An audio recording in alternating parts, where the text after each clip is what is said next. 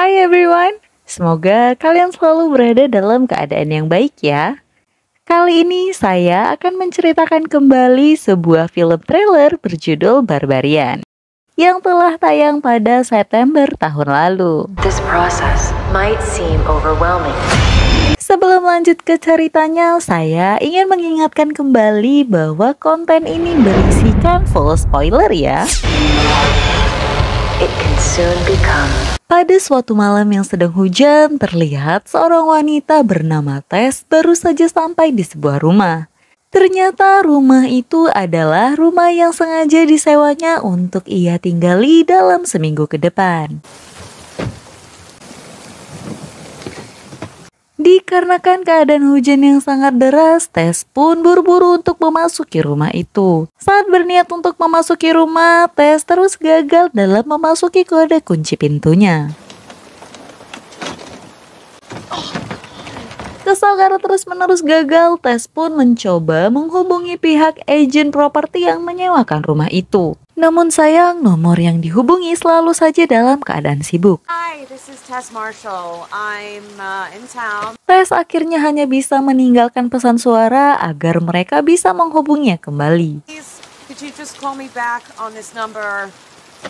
Dalam keadaan yang bingung, Tess melihat area sekitar. Ia baru menyadari bahwa ternyata tempat itu sangat gelap dan sepi. Bahkan tidak ada lampu jalan yang menerangi area sekitar. Kalau itu saya sih, saya langsung angkat kaki deh dari situ. Alias takut banget cuy. Karena tak kunjung dihubungi oleh agen dan karena dalam keadaan yang hujan pula, Tess memilih untuk masuk ke dalam mobilnya. Beberapa saat kemudian, Tess melihat bahwa ada seseorang yang tinggal di dalam rumah itu. Tess pun kembali untuk memastikan siapa sih yang berada di dalam rumah yang telah disewanya.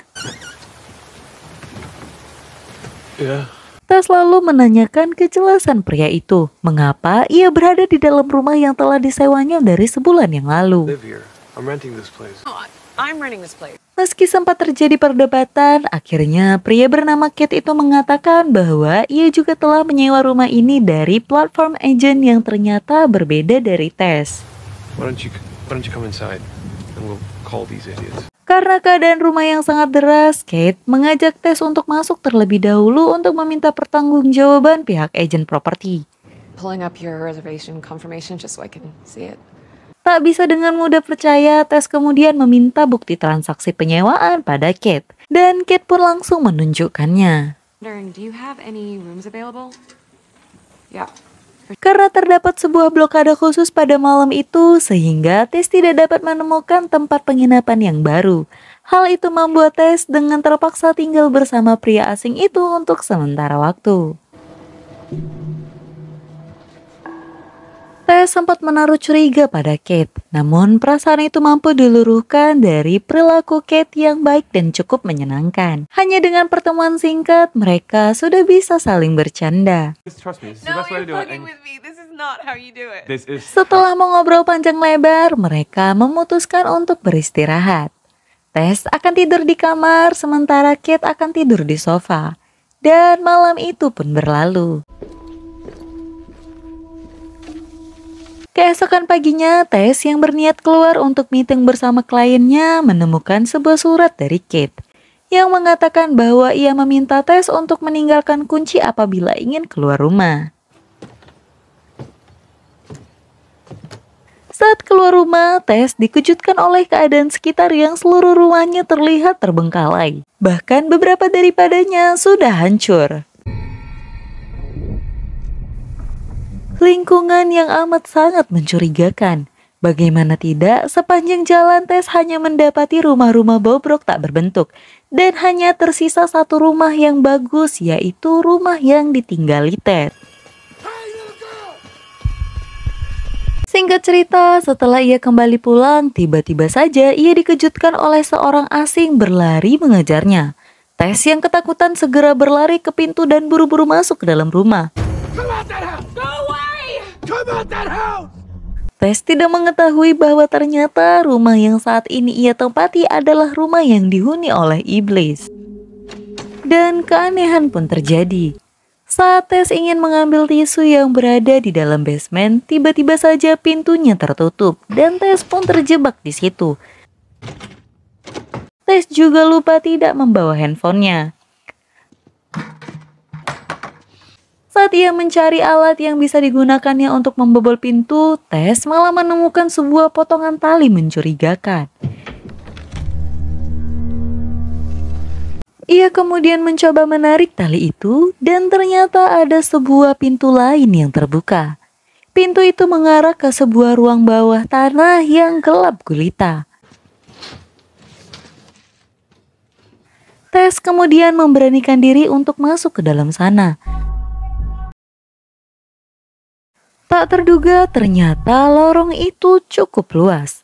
Ia bahkan menemukan sebuah kamar yang terpasang kamera. Tak berselang lama, Kate akhirnya kembali dan menyadari Tess terjebak di ruang bawah tanah bersama kunci rumahnya. Dengan penuh kepanikan, Tess menceritakan apa yang dia temukan di bawah tanah. There's something bad going on here. Tess, relax. Bukannya pergi dari sana dan melaporkan hal itu, gilanya Kate malah masuk untuk membuktikan apa yang didengarnya dari Tess.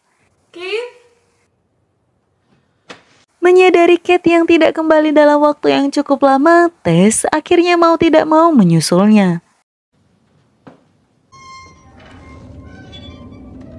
Bukannya menemukan Kate, Tess malah menemukan pintu akses ke ruangan yang lebih dalam. Ia hanya dapat mendengar suara yang samar-samar. Tak lama, Tess akhirnya menemukan Kate yang tersungkur ketakutan.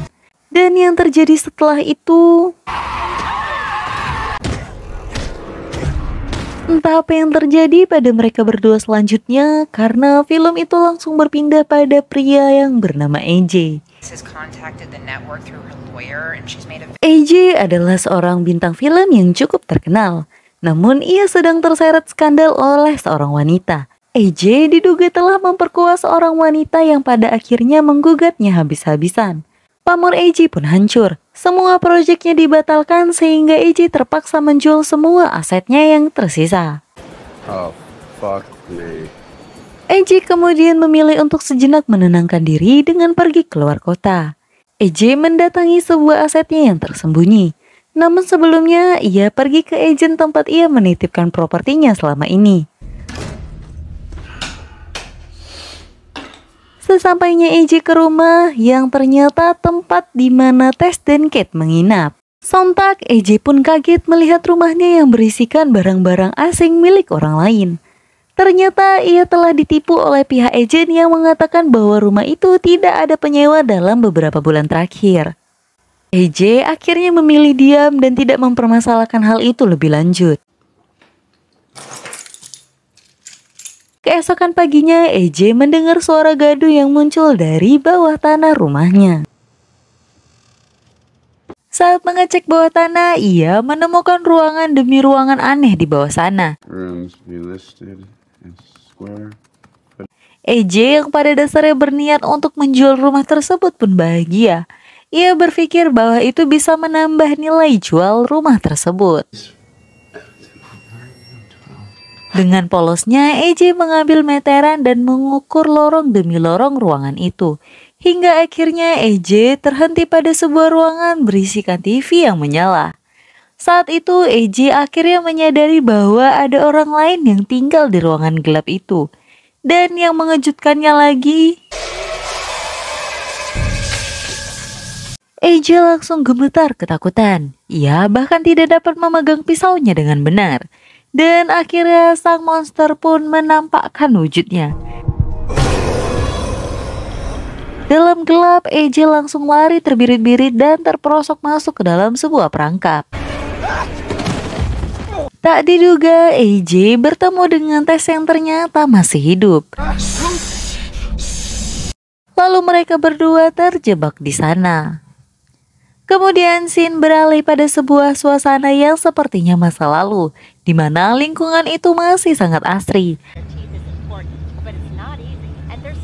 Seorang pria bernama Frank sedang berbelanja untuk kebutuhan bayi. We're moving, Frank. Yeah. Sekembalinya Frank dari berbelanja, ia mendengar kabar burung mengenai krisis yang akan terjadi, sehingga hal itu dapat mempengaruhi harga properti mereka nantinya. Not going anywhere. Namun Frank memilih untuk tetap tinggal di rumah itu. Who knows your hair? Who the fuck are we? Kembali pada Tess dan AJ, Tess mengatakan bahwa jika mereka tenang dan mengikuti kemauan makhluk itu, mereka akan selamat. You get upset. She gets upset. She? Who's she? Lalu makhluk itu pun datang. Tess mengikuti kemauan makhluk itu dengan meminum dot bayi berisikan susu dari makhluk itu. Namun AJ yang sangat merasa jijik tidak mau meminum dari dot itu. Drink it. Get up. Tess mengatakan bahwa makhluk itu hanya menginginkan kita untuk menjadi bayinya. AJ tidak peduli atas perkataan Tess dan semua hal yang tidak masuk akal ini. Sehingga hal itu membuat sang iblis mengamuk. AJ ditarik paksa ke sebuah kamar di mana tempat TV berada tadi. Dan ternyata AJ dipaksa untuk menghisap susu dari sumbernya langsung. Sementara Tess memanfaatkan keadaan itu untuk melarikan diri. Dan ia berhasil melarikan diri dari kaca jendela basement yang ia pecahkan. Untung saja ia ditolong oleh seorang laki-laki yang ternyata adalah pria yang mengejar Tess sebelumnya. Laki-laki itu memperingati Tess untuk pergi sejauh mungkin sebelum malam tiba. She will kill him. I need to help him. Namun Tess yang mengetahui AJ masih terjebak di dalam sana tidak bisa tinggal diam begitu saja. AJ bisa terlepas dari dekapan makhluk itu. Ia lari memasuki ruang bawah tanah yang sangat dalam hingga kemudian ia menemukan sebuah pintu. Saat menyusuri ruangan, AJ menemukan pria tua tak berdaya terbaring di atas kasur. Dikarenakan keadaan yang sakit-sakitan, kakek tua itu tidak lagi bisa berbicara. Ia mengisyaratkan AJ untuk mengambil sesuatu dari sebuah meja. Kakek tua itu pun mengambil sebuah pistol dari dalam laci dan menembak kepalanya sendiri. No, wait! Tess dengan keinginan besarnya untuk menyelamatkan AJ, dengan nekat ia menabrakkan mobilnya saat makhluk itu mengejarnya. Dan makhluk itu pun terlihat tidak berdaya. Dalam keadaan yang sangat gelap dan perasaan yang sangat ketakutan, AJ melayangkan tembakan pada seorang makhluk. Hello. Yang ternyata itu adalah Tess. Hey, can you? Okay. Untungnya tembakan itu tidak mengenai bagian vitalnya sehingga Tess masih bisa selamat. Your car's fucked. Saat berhasil keluar rumah, Tess mendapati makhluk itu tidak ada di sana. Mereka bertemu lagi dengan pria yang tadi siang. Mereka akhirnya bersembunyi di rumah pria itu untuk sementara waktu. Since when? Di sanalah mereka mengetahui fakta bahwa makhluk itu adalah wanita gila. Dan sepertinya masih ada hubungannya dengan kakek tua yang bunuh diri di hadapan AJ. Dia sepertinya adalah Frank, sang pemilik awal rumah. Namun informasi lain pun terungkap bahwa di tengah perbincangan mereka tiba-tiba saja hal ini pun terjadi. AJ dan Tess berusaha untuk kabur dan naik ke atas sebuah tandon air.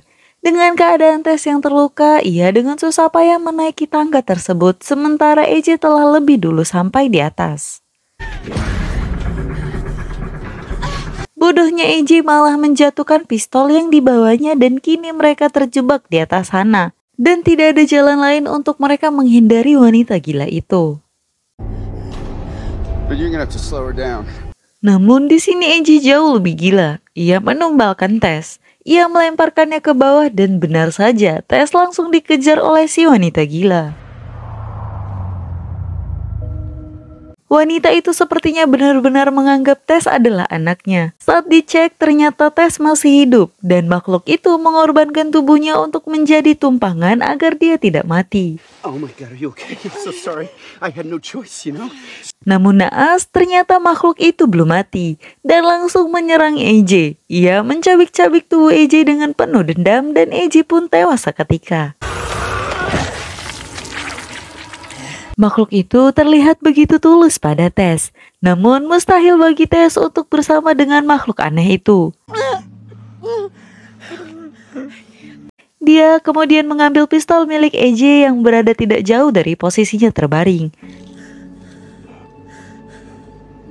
Tess akhirnya memilih untuk menembak makhluk tersebut, sehingga hal itu menjadikan Tess satu-satunya orang yang selamat. Dan film pun tamat. Terima kasih telah menonton hingga akhir. Jangan lupa untuk tetap bersama kami ya. Aktifkan juga lonceng dan bantu kami dalam mengembangkan channel ini. See you!